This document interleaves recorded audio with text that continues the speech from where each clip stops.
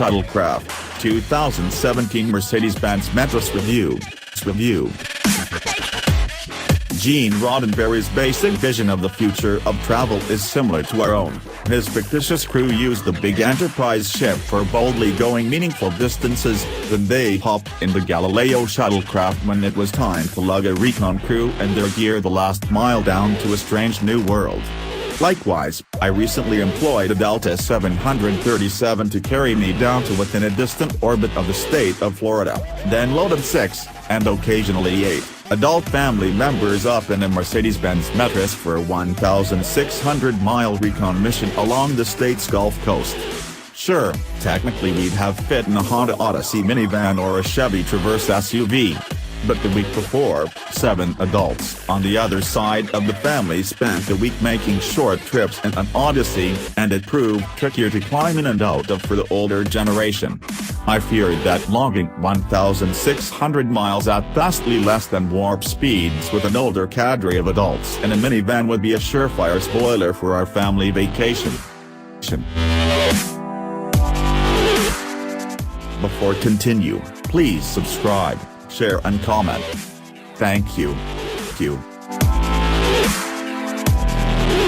The Metris provides much easier walk-in access to spacious chair-high seats, each with its own seat-mounted belt so there's no tangle of webbing to negotiate when entering and leaving. The single, right-side seat that tilts for admittance to the third row is easier to figure out than the multiple latches for various folding modes on most minivans. The big windows afford panoramic visibility, and the space behind the rearmost seat is dimensioned to allow stacking standard roll-aboard suitcases like cordwood. You couldn't do this in an Odyssey, despite the spec sheets that give Honda a slight advantage in cargo space behind the third row, 38.4 cubic feet to 38.0. See packaging comparison below for the nitty-gritties. The downside, of course, is that none of the Metris seats can be easily removed or folded for carrying drywall and the like. There's a cargo version of the Metris for that.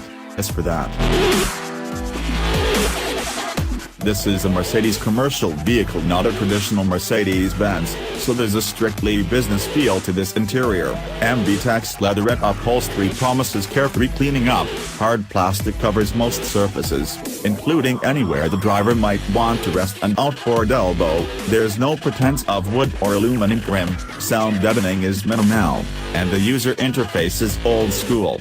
Pairing my Bluetooth iPhone was so unintuitive that I had to gasp. Consult the manual. I also had to punch in a passcode on both devices.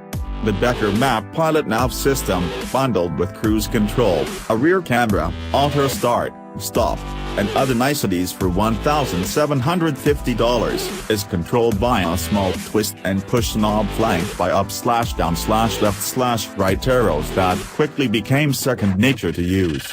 But can everyone please agree that it makes more sense to zoom down in with the righty-tighty twisting motion and back out with the lefty loosey motion? Several Euro systems get that backward.